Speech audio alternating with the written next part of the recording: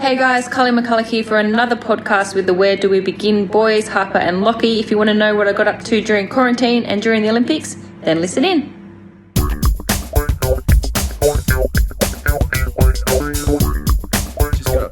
Present it. All right. All right. It is an absolute pleasure that we welcome back a Where Do We Begin favourite. You know, we were lucky enough to talk to her pre-game. She's done a recent Instagram takeover. Kaarle McCulloch, how are we on this lovely, lovely evening? I'm very good. Thanks for having me back, guys. It's a pleasure to be here. Oh, yeah. Second episode, third take. I'm pumped for it. Should be great. But it's your last night in quarantine tonight, isn't it? How are you feeling? Yeah, really glad that it is the last night. Howard Springs staff have been really, really good looking after us, but 14 days of the same thing, it gets a little bit tedious. So it's been since Easter since I've seen my boyfriend and a little bit longer since I've seen my family. So I'm really looking forward to going home and celebrating the Olympics with everybody. Yeah, so what have you been getting up to? Like, I know some people probably saw the Instagram takeover, but for those who didn't, what's been your kind of day-to-day quarantine life been like? So I've tried to keep a routine because if I didn't keep a routine, I think I would have gone a bit crazy. So usually I do a workout with some of my neighbours in the morning because we can go out on our veranda. Followed usually by some brekkie, then some uni, which is in between doing uni, I procrastinate with a puzzle. So I've done 3 puzzles since I've been here. A bit of lunch, afternoon, sometimes a nap, sometimes just chilling out, watching some Netflix. And then the most exciting part of the day is 5:30 when our meals arrive. So always looking forward to getting food as an athlete. And then actually I've been having some quite late nights. I haven't been going to bed at my normal 9:30, 10 o'clock. So I've been a little bit daring and going sort of towards midnight. So, look out world. And that's been about my days. So, but looking forward to going home tomorrow. Oh, that sounds exciting. I tell you, I'm a little bit flat half. So I thought when she was about to say the most exciting part of her day was when she did the Instagram takeover. Yeah. I thought that's where she was leading, but all right, that actually gave me a good, that was one of the best days because I actually had things that I was working towards. So yeah, that was the highlight of my quarantine, I think. Oh yeah, that was so entertaining. That's probably been the highlight of my last 2.5 weeks, even not in quarantine. It was so good to watch that. And it's so good to watch all the takeovers, really. But you mentioned Netflix. What have been the go-to shows in your quarantine?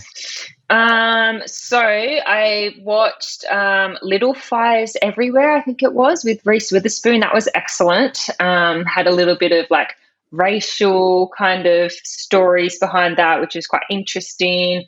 And then I've just started Jack Ryan, which is a book series that I really enjoy. So that TV show has been pretty exciting as well.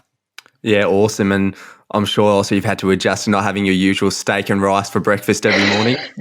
Yeah, exactly. It's been just been Wheat Bix or granola. What is that? That's just too normal for me.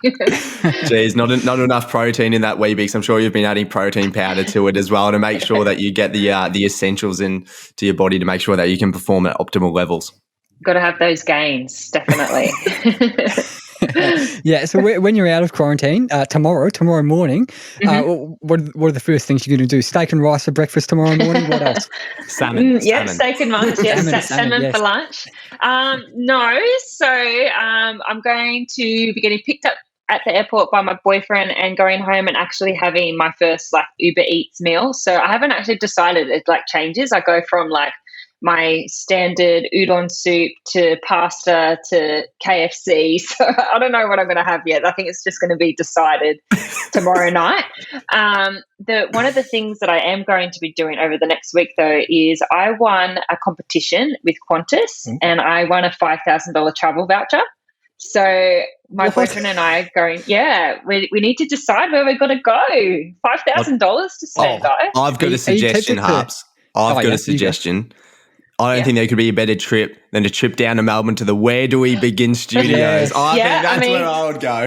Yeah, seriously, I don't think I'm going to be able to go anywhere internationally, so it might be a trip around Australia to visit all my favourite people, including you guys. Yeah, of course, we'd love that. But I'm not sure if you heard, you're probably not much of an AFL fan, but there's a retiring coach the other day, he just coached his last game, and he said he's going to have a year off and travel around the world with his wife. So not sure if he's heard about the virus, bit of a weird one there. Doesn't know that it exists. Yeah, well, the funniest thing for us Aussies has been watching the rest of the world just go home to somewhat normal lives. So, other countries have had parades and, they're going on holidays. Meanwhile, the Aussie team are in Howard Springs and, it's been fine here, but definitely the rest of the world seems to be moving on a little bit with life. And certainly they've got better vaccination rates. So we just need to get our vaccination rates up here. Yeah, I'm interested in that because obviously you would have been interacting with all these athletes around the world. Like, have you discussed about how Australia is still going into lockdown and all that? Because I bet for them they'd be super surprised with how we are dealing with the virus, and that they couldn't almost believe it. Yeah, there was a little bit of that. They were like, what are you going to do afterwards? And we've always been like, well, after our 2 weeks quarantine, and, for me, like going back to Sydney, like I'm going straight into a lockdown, like it's almost just like doing quarantine. So I think a lot of the rest of the world were a little bit like shocked, maybe is probably the best way to describe it. But I mean, it's sort of one of those double-edged sword things. Like, obviously, it's a pretty serious thing. Like, people are actually dying from this virus, so we need to be making sure that we are being safe. Definitely what I would say, though, is I think the Olympics is a really good example of how we can move on with life. Like, there was 10,000 athletes go to the Olympics, plus probably another 10,000 staff, media, and there wasn't all that many cases of COVID. Like, they were expecting somewhere in like the 700 to 800 mark. And I think there was only around 100 in the end. So it is very possible with all the measures that you put in place, like having, regular tests, wearing masks, social distancing, that you can keep people safe. So hopefully that was an example of what the future could look like. Yeah. And I'm interested though. I know we asked you this on our previous interview, but I'm curious to know if it's changed, after having been at the Olympics and with Sydney going into the lockdown. What are your plans post the games now? Mm-hmm. Yeah, so I'm going to take at least 3 to 4 months completely off, like cycling or track cycling related things. So I'm going to keep fit. I'm going to buy myself a new mountain bike, which is something that I absolutely love. I'm going to do a little bit of gym, but not like super heavy lifting, because what I've found is that if I do a little bit of gym, my back seems to be happy with that. Movement is medicine, as my physio would tell me. I used to think that when you have, a sore back, you just do nothing and it'll get better, but actually backs typically respond to doing exercise, believe it or not. So I'm going to keep fit, but I haven't made any decisions on whether I'm going to continue with my career. I've kept Birmingham sort of like, here in the back of my mind as a possibility. But for the short term, I'm going to focus on my degree, keeping fit, and just being normal for a little while.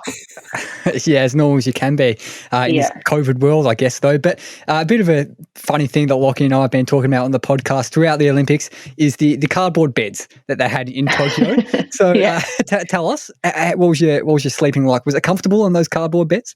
Well, I was one of the few athletes that didn't have to sleep on the cardboard beds, because the Aussie track cyclists, I don't know how we managed this, but we secured our own hotel. So we had full run of this, literally it was like 5-star hotel to me. It was an amazing hotel, and it even had like its own onsens, which is just natural hot springs. We had a pool. We had like these like rooms that had like tatami mats, and you could just go in and sit in there and like meditate if you wanted. So I had a proper bed. So it was wonderful. So does that mean that you weren't actually, was that hotel in the village or was it outside of the village? Yeah, so it was outside of the village. The cycling venue was actually 3 hours out of Tokyo. So there was a sub-site village, which is where the rest of the countries in track cycling stayed. And we somehow managed to get this hotel, and we were pretty lucky actually, because the sub-site, like, it was okay, but apparently like it wasn't like very good, like up to scratch in terms of like food, and just the living quarters weren't all that great. So we were lucky that we got the hotel.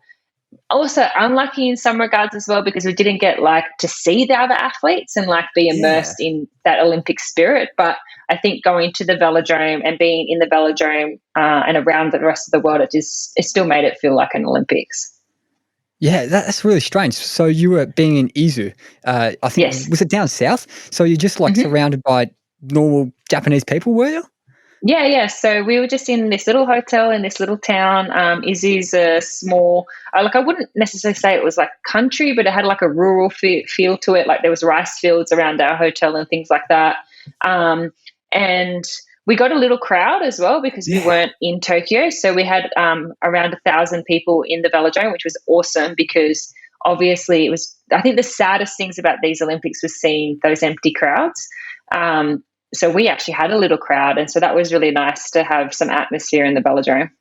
Yeah, did Carly read our run sheet? That was the next question, Harp. Sorry, guys. Harper told me that today. It's incredible that you guys were one of the lucky ones to sort of, I guess, have a crowd. Did that also, I guess, despite the fact that you weren't in the village, just also really add to the Olympic atmosphere that at least you did have a few people that could watch on as you performed? Yeah, I think so. I think that that's one of the special things about the Olympics is just having other people there to share that experience with you. And I think for me, what actually made me want to go to the Olympics wasn't actually, necessarily to be an athlete. Like when I was 12 years old and my father took me to the Olympics, the thing that hooked me to the Olympics was when we walked out of the stadium and he put me on his shoulders. I was 12 years old and I couldn't see the ground. It was just a sea of heads. And there was this like energy amongst the people that like is the closest thing that I could say was the Olympic spirit. And that is what I just wanted to chase, like, and forever onwards, like right until the day I die. Like if I can go to every Olympics and be a volunteer or a coach or an athlete, like I just want to be a part of it. And I had a deja vu moment in London when I did make my first Olympics as an athlete, and I was walking over a bridge to get to the Olympic Stadium to go and watch Usain Bolt run the 100-meter final. And as I got to the top of the bridge and I could see down over, it was just a sea of heads again. And it was the exact same feeling in the crowd that was there in Sydney 2000. And whilst I didn't maybe get that exactly in Tokyo, what I did get in Tokyo was the same energy and vibe from the volunteers and the people who basically run the Olympics. Like these volunteers who stood outside in the 33-degree heat in the humidity, just like waving at us and just so happy for us to be there. Like that was the Olympic spirit, and just it was just so special. Oh, Japanese people, like just to kind of stereotype a bit of a positive stereotype, they're so friendly, aren't they? It's so good. Yeah, they're so friendly, and they just wanted to make everything easier for us. Like if we even had like a side bag, they were like, "Can they help us with that?" And they were just so friendly, and they bow to you all the time, and they gave us little gifts at the hotel. They even put on a little geisha show for us, which is apparently like a really big deal in Japan. Like if you get a geisha show, like you're pretty special. So yeah, we definitely felt pretty special. Oh, yeah, you're pretty special to us, Carly. Great friend of the show. What were some of the gifts? Are you guys going to dance for me then, like geishas? Trust me, you don't want that. What were some of the gifts you got? Sorry? What were some of the gifts you got? So some of the gifts we got, the hotel that we stayed at, they have a mascot for the hotel, and the mascot is actually a train. And it's like I don't know how to explain it. It's like a cartoon train. And so we got a little toy, and it was the mascot, and we got heaps of other things that were like about the hotel as well, like pens and folders. Like they really like those little knicky-knack things, the Japanese people. So there was that, and then there was obviously everything that you get just as being an Olympian. Like I got a phone and earphones, and what else did I get? Like just so many things, and you just feel like it's actually quite overwhelming. Like it's so nice the amount of things that we get. I'll tell you what though, Harves, if we see on eBay Australian cyclist track stuff, we'll know. You know where it's come from.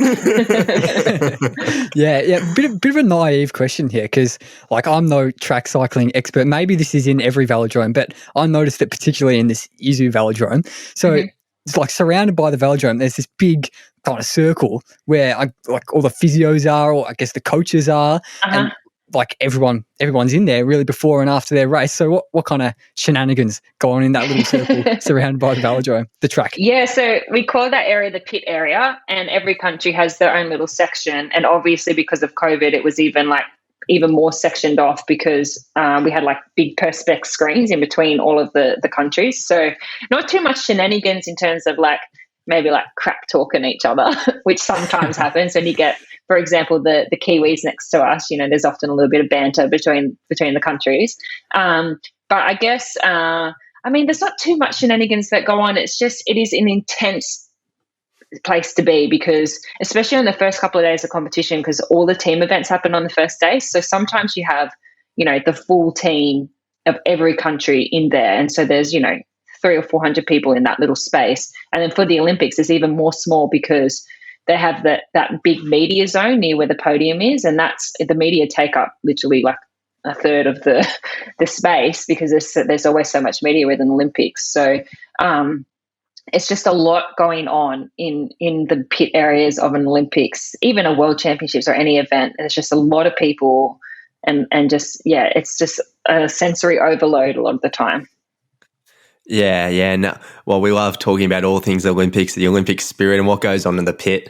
You're also there, obviously, I guess, to perform your sport. And I'd like to know a little bit about what your thoughts were on the track cycling performance as a whole, because I know, I think, I'm quite naive in this, but I think that the delayed Olympics really hampered you, because I know Super 2019 world champs, and I think the team as a whole, we're just building really nicely in 2020. And then unfortunately the delayed Olympics, obviously you lost your partner Steph, but I think it was just really unfortunate, the timing of the delayed Olympics. Is that a contributing factor that you think for probably what was overall a disappointing campaign for the team? Yeah, so I think it was very obvious a lot of teams really struggled with the delay, and a lot of teams really thrived off the delay. For example, the Canadian sprint team, they just really benefited from another year, because their athletes were talent transfer athletes. So another year on the bike gave them a huge advantage. For us as the Australian track cycling team, for me in particular, the delay was a blessing in disguise, as I had time to rehabilitate my injury. But as you said, I lost Steph as my teammate. I had to change event focus, and it just was, to be quite frank, a bit of a debacle. to get back to the level that I got to, I'm really proud of, because there was a lot of moments, even as close as 3 months before, that I wasn't even sure if I was going to be competitive. So I'm really proud of myself that I got myself back to the form that I needed to be competitive. I wasn't quite fast enough to contest for medals, which is obviously disappointing, but I achieved everything in my strategy and in my plan. So you have to be able to walk away and be able to go, well, what was success? And success was that I did everything that I needed to do on my plan. For the rest of the team, everybody had high expectations. The thing is, everybody goes to the Olympics to win, right? So when you do lose, it's it's hard. And especially this time around, you work 5 years, and when you're a little bit off the pace and you didn't quite meet your expectations, it is quite heartbreaking. So I know the rest of the team were quite disappointed. But again, talking about how do you measure success, every single person in our team actually rode an Australian record and, did actually perform the best that they possibly could perform. It's just that the rest of the world were better. And so it's up to us to now walk away and go, well, how do we try and be those who are better than everybody else next time, which is the beauty and the beast of Olympic sport. It is hard work, and winning a medal is really, really hard. Yeah, and kind of not just for this Olympics, but for both Olympics you've been to, because you've probably got hundreds of people messaging you good luck, go well, super excited to watch you, all that kind of thing. Do you feel that it's not they're not deliberately putting pressure on you, but does that add pressure to you? And you're geez, if I don't win, I'm letting everyone down. Do you feel that at all? Yeah, there's a little bit of that. I think I felt that a little bit more when I was younger. I think more now I feel it's that kind of thing's actually a privilege, and I feel I can have an impact on people more than just winning a medal. When you win a medal, it's obviously the icing on the cake, and you can really share that medal with the rest of your support team, whether it's my family, you guys, or the 14-year-old girl who I sent a birthday wish today, who I only met a couple of times. So there is a little bit of pressure, and people want you to do well as well. And I had a couple of conversations with some people who have become quite close with in the lead into the Olympics, who, they said to me, are you going to retire? Because I don't think I can handle this anymore. They're stressed for me. So, people, I feel, really felt a lot of love from people for this Olympics, and that a lot of people are on my side. And as I said, I would have loved to have been able to come home with a medal, but I think and I hope that part of my journey, I can show people that it's not just about winning, and that, again, talking about this, what does success actually look like? Well, for me at this Olympics, 9th place in the Keirin was the best that I could do, and I'm super proud of that.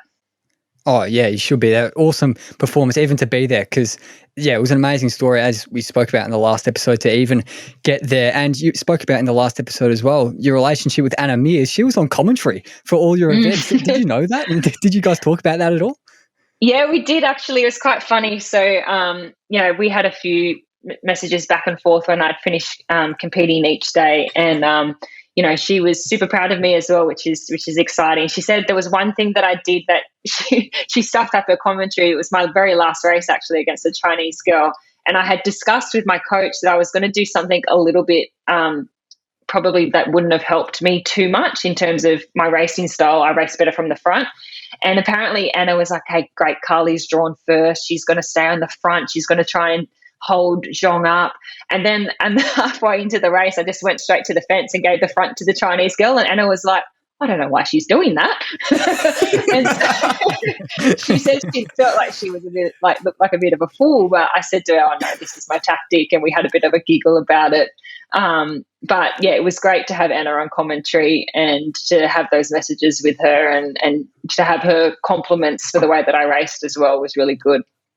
Yeah, I think having expert commentators like Anna really added to the experience for me, as obviously Harper and I aren't track cyclists, but having the people that know the sport so well, it made us feel like we somewhat understood the tactics behind it. You knew what I was doing when I swung up to the fence. Yeah, it's interesting. Some conversations I've had with some people the last 2 weeks, they're just like, we have no idea what was going on, but it looked good, and, well done.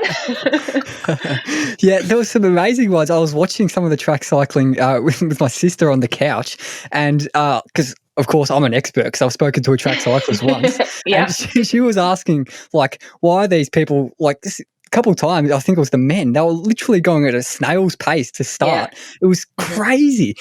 Is that a regular thing? In the sprint, it's quite tactical, because obviously with cycling, if you're riding in front, you're breaking the wind. So it's quite a lot more effort than the person behind.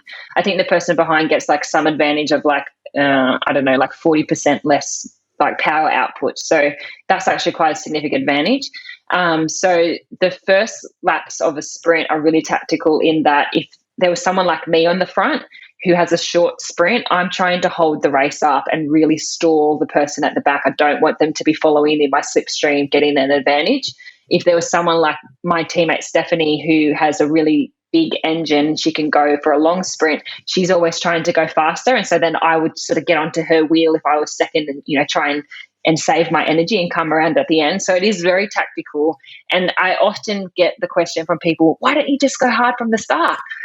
And it would be like asking Usain Bolt to do his same 100-meter pace for a 400-meter. There's just no way he'd get to the end with at the same pace. So it is confusing for people, but that's the beauty of the sprint. It's so tactical. Yeah. And I guess, and during the Olympics, this is something that I'm really interested is, do you watch all the other events? I guess in previous years, you spoke about that you try, and obviously I think you went to Usain Bolt in 2012. So normally you try and attend, and I don't think you'd be able to do that this year, but you still pay attention to all the other Aussies and try and watch as much of the Olympics as you can. It was so interesting, this Olympics, because as I said, I try to get to sports after I compete. Because I was in the second week of competition and we finished on the last day of competition for the whole Olympics this time around, my roommate Ashley and Kudinoff and we had the TV going in our room, my laptop and her laptop, and we had 3 different sports on at the same time, watching as many Aussies as we could. So I've never watched as much sport as what I have this Olympics. And some days I actually had to turn it off because I'd get too excited, and, I had to try and recover for myself. I didn't want to be getting too amped up. So, I watched so much sport this time around. It was fantastic. I really think it was a good Olympics this time around. I think it brought a lot of joy to a lot of people, this one. Yeah, I agree with that completely. It's probably been my favourite, I think, Olympics that I've watched recently. I think, obviously it was awesome Australia performing so well. And I'm interested, what was your favourite event apart from the track cycling to watch?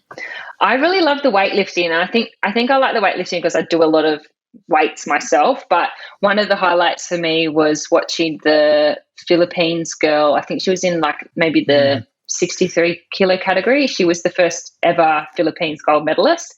And her celebration and her coaches, I was just like, wow, that's so fantastic. I definitely, would have loved to have been there watching the weightlifting and being in the stadium for that moment, for that girl.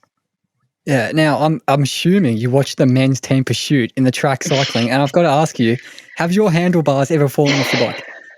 No, they haven't, thankfully. Things like that don't happen often. And it's so unfortunate that it happened at the Olympics. It does happen, we do ride like things like there's mechanical things and errors happen. I've seen tires blow out. I've seen someone like snap a pair of handlebars in half. Like that stuff does happen. It's just was so unfortunate that it happened at the Olympics. And luckily, Alex, who's actually my neighbor just behind me, he's all recovered now. And it's kind of a weird thing to say, but that crash that he had. It's kind of the sort of crash that you want to have because you don't know it's coming, so you can't mentally prepare for it. Some crashes I've had, you see it happening in front of you and you just know you're about to, eat the dirt essentially. So, he was lucky and unlucky. They were lucky that it happened at the back of the race and not at the front of the race. That whole men's team pursuit competition for me after the female weightlifter from Philippines, that was the most exciting thing for me to watch. It was just unbelievable, the things that went on in that event. So who are we going to blame for the handlebars falling off? Are we blaming the people in the factory? Who are we blaming? Yeah, so I don't know. There is an it's pretty serious. There's an investigation going into it because obviously like a lot of money goes into those bikes. That full race setup that I raced on was something like $35,000. So you can't not take that sort of failure seriously. So there is an investigation going into it. We know that it wasn't the bike; it was actually a component, and that they're often the weakest parts on the bike because obviously, like the frame's pretty strong, but the componentry was the thing that failed. So there's an investigation going on into that. Okay, and I guess going past the investigations now, so I guess you've already sort of discussed your highlights of the game. So it was the weightlifting. Do you have was there any other highlights? Was it the closing ceremony? I mean, what was your highlight, the memory that you'll be remembering until you're 80 or 90 years old? Oh, well, I can't go past just my own, I guess, achievements. I think for me, there was a moment there where I was walking up onto the track and you can see, obviously there's like Olympic rings everywhere, but I could see the Olympic rings on the duckboard. Just the memory of clipping in, seeing my tattoo through my suit, like that, those sorts of things, like that was a highlight for me. It was special for me to be at those Olympics just from everything that I went through. Yeah, is that tattoo, is that like a thing across all countries? Because I've noticed like every single Australian has an Olympic tattoo. Yeah, it's a pretty common thing.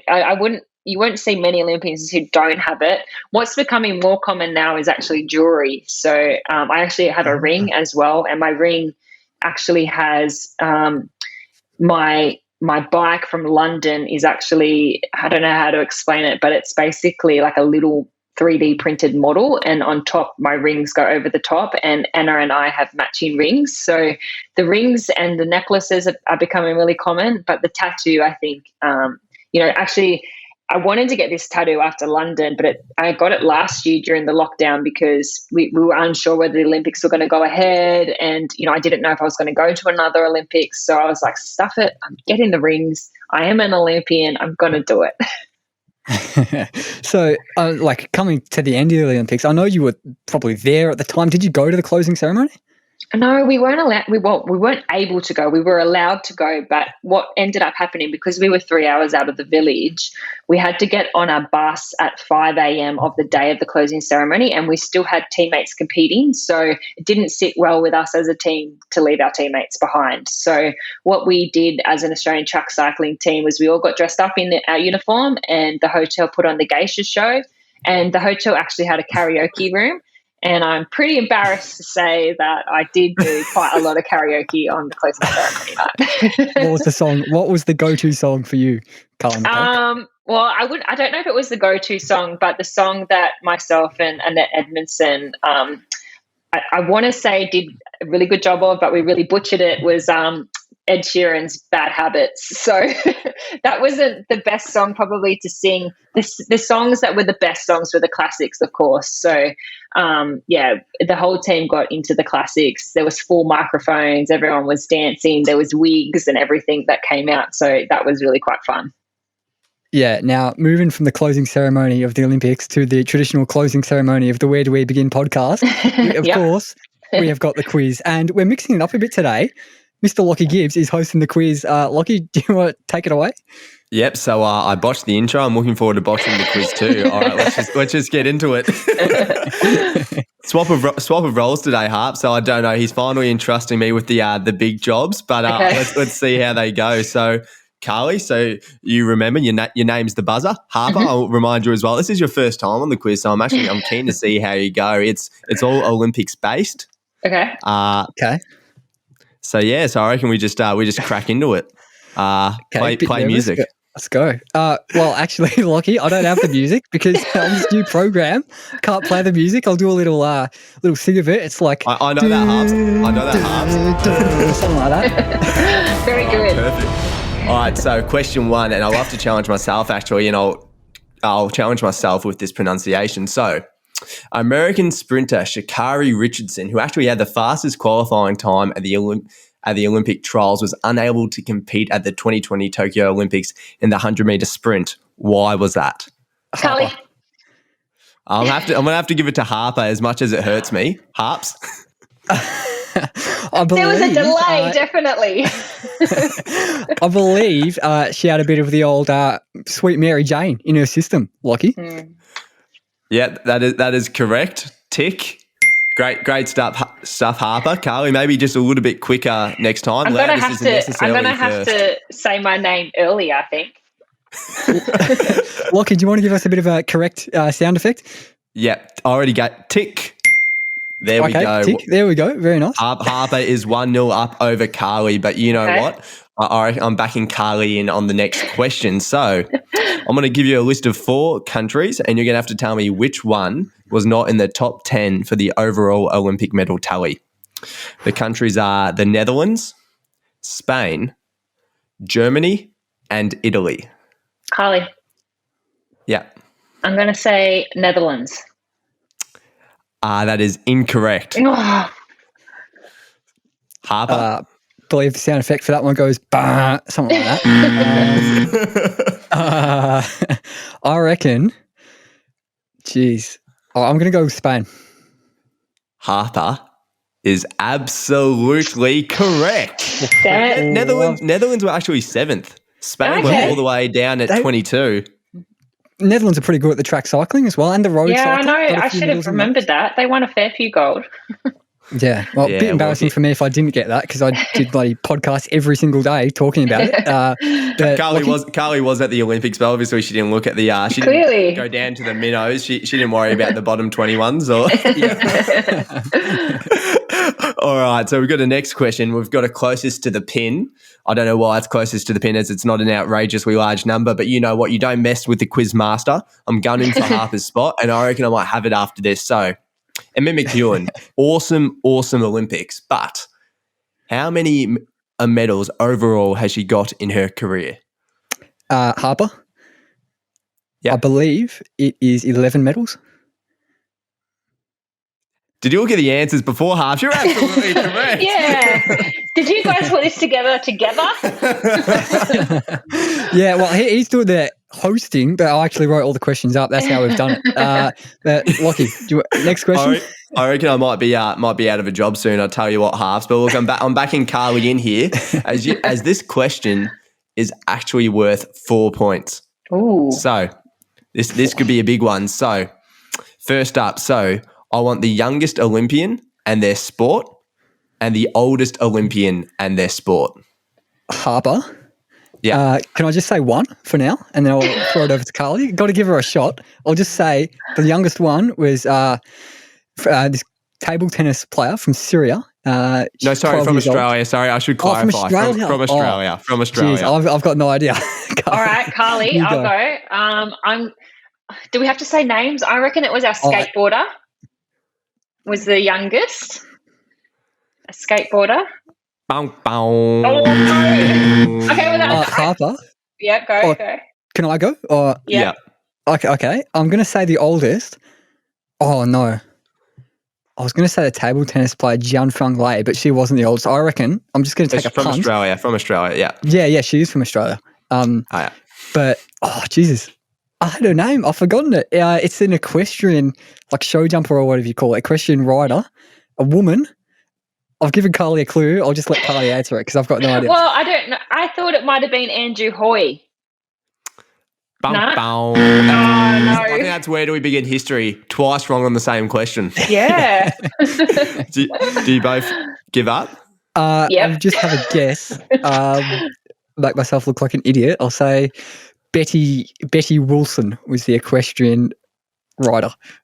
No, it wasn't. It was dressage. I don't know whether I'll pay equestrian, but I'm going to be harsh on you, Harps, because you're so far in front. Yeah. So I think I'll go with the answers as you both are struggling. So the oldest was Mary Hannah. I think she was 66. I actually didn't write that down. That's just from memory, and she competes in the dressage. And the youngest was actually Molly O'Callaghan in the swimming. Oh, really? And she actually goes home with the gold. Really? Whoa. Yeah. There you go. Cool. That I is think cool. you're thinking of the skateboarder Keegan Palmer, and he's 18, so he just has Molly beaten. Okay. Yeah, unfortunately, so no points there, and we'll go to the last one, and this is which is worth 5 points. Yeah, well, you know what, this one, because it's such a bad question, I'll make it just worth the one. So this is a bit different. I'm going to give you the answer, and you got to work out the question from there. Okay. Okay, so the answer is going to 7-Eleven to get some beers. Oh, Harper. Carly? Harper. Oh. Was that me? Yeah, it was Harper. Okay. I'm going to say it was the men's hockey team after they lost their gold medal match to Belgium. They wanted to do Dan Andrews and get on the beers, but broke the rules. You have to frame it as a question, Harps. I do remind you that's not a question. Oh, yes. Okay. What did the men's hockey team from Australia get in trouble for? Yeah, I'll pay it. I did say reprimanded for, but you know what, Harper? big tick. Harper has absolutely dominated today with a 4-0 win. I was probably a bit rude of it. Probably should have let the guests get a few right. That's all right. Tell you what, I reckon we might have to get a couple of the timestamps. I reckon I might have paid you first when Carly it was neck and neck. I was probably a bit too favourable for you, but I'll improve that on the next time I have it. Well played, Carly. Better played, Harper. Yeah, well Thank done, you, Harper. I can make sure it sounded like I was first in all the editing. I'll fix that up. I think that's about it. Lockie's done the quiz. Bit of a weird one. Not sure how to outro this. We haven't got an outro at the end, so I'll just say thanks very much for coming on, Carly. Great to have you on again. Absolute pleasure. No, thank you guys, and thanks to all the fans out there of the podcast. I hope you enjoyed these interviews and my takeover, and I look forward to the next time you guys have me on. Yeah, getting a bit ahead of yourself there, Carly. I don't know. Of course, we'll have you on any time we can. We'll have you on any time we can have you. Thank you so much. No worries. We only have people who can get a point in the quiz, but thanks very much for everybody who listened. Thanks very much for tuning in. We'll see you on the next one.